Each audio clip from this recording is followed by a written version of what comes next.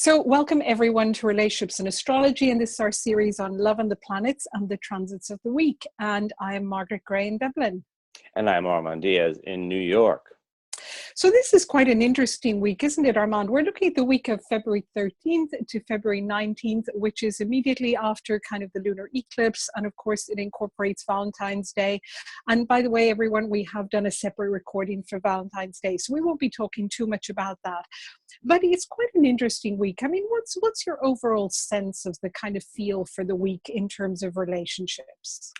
Well, first of all, after an eclipse, actually in the 2 weeks building up to an eclipse, the 2 weeks between the two eclipses, and then the 2 weeks after, you're always in like what astrologers like to call eclipse season. So although the eclipse is up to a week in the past, it's not really in the past. It's, we're still sort of jangling. And what happens with eclipses, everything seems to mean more.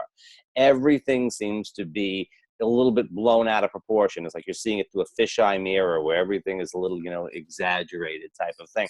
The things, it tells you what is important.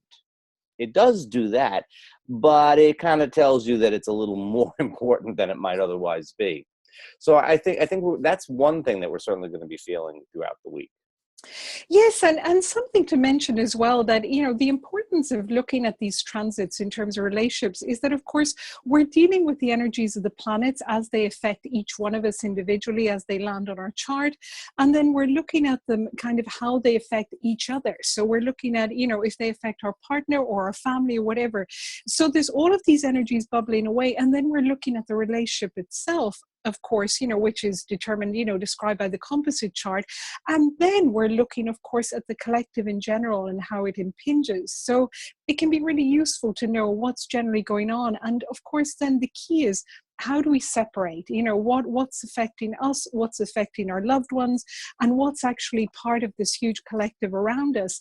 And I think the collective piece is very important right now because, of course, the sun is still in Aquarius until this weekend when it goes into Pisces, where there's a whole shift in energy. So the whole theme of how we're getting on with our friends, how we're getting on with our tribe, who is our tribe, and can we be ourselves within that tribe, particularly with Venus and Mars and Aries, I think is very important this week.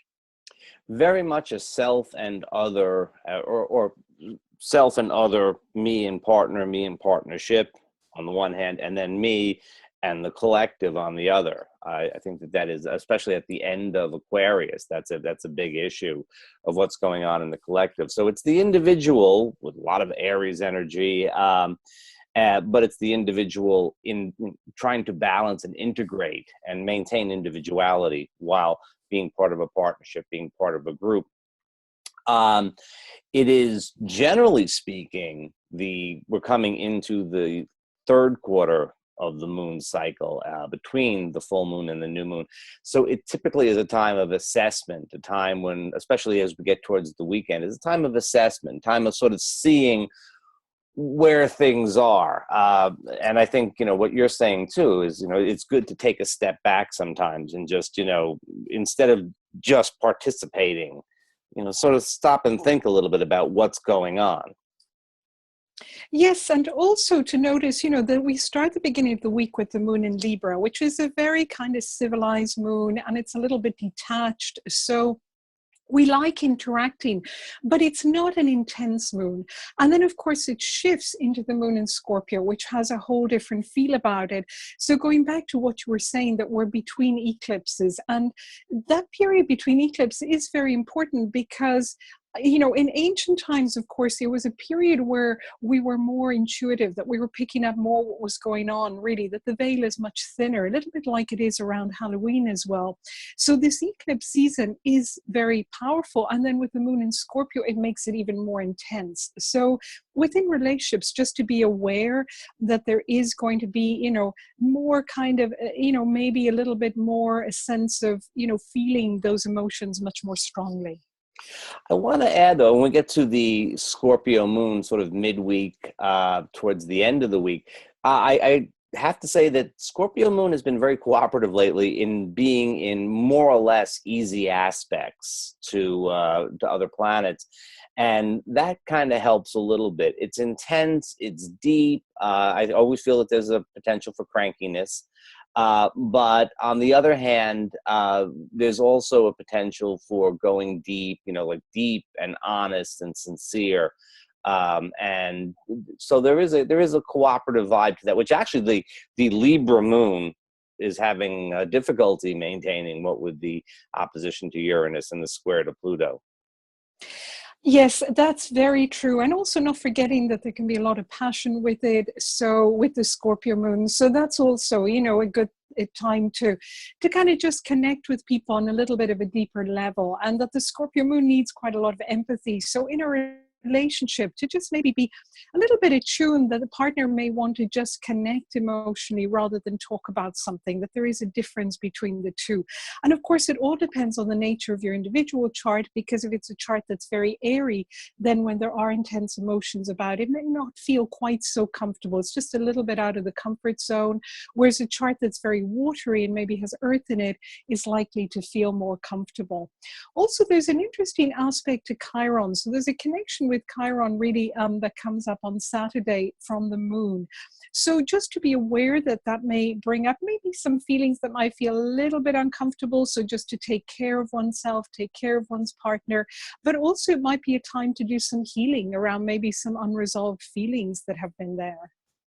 As we get into the weekend, we start to get a little bit more of that Sagittarian feel, a little bit more upbeat, a little bit more outgoing, a little bit more, you sort of dry out, and a little bit more fun perhaps. And yet, and then the moon does square Chiron, and that could be a little bit of like the fly in the ointment, the almost comfortable, but but your toe is out from the blanket type of thing. There's something that's kind of a little pebble in the shoe type of feeling that you don't quite feel right about, something sort of in the back of your mind maybe.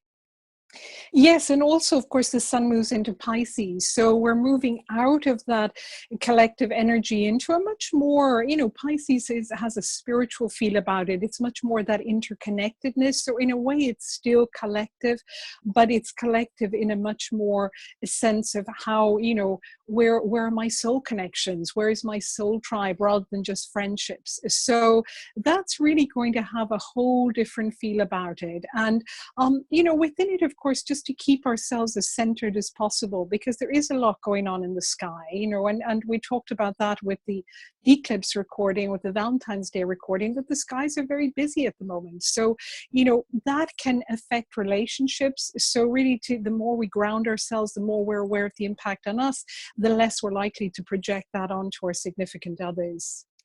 Also, too, I think the sun in Pisces, especially as it gets into Pisces, and really, the first degree or so when it's strongly Piscean, it's going to feel intensely that way. It's going to intensely emotional. But it's the sun, and I think maybe the sun going through Pisces will help to sort of illuminate some of the issues that through much of January, when Mars and Venus were going through the sign, we maybe felt a little bit mired down in the Piscean fog. I think we might find that the sun going through the sign actually helps to sort of illuminate things, and perhaps help to resolve some of the issues.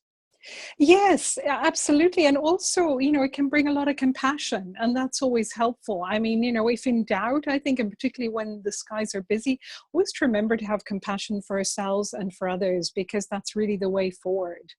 And not forgetting to mention, of course, to all our listeners, that our course is starting very soon in March, our 6-week course. And this is going to be an introductory course to relationships and astrology, with a view to then joining, if you enjoy the course, to the 1-year course that we're starting in September, which is going to be about the new paradigm of spiritual relationships.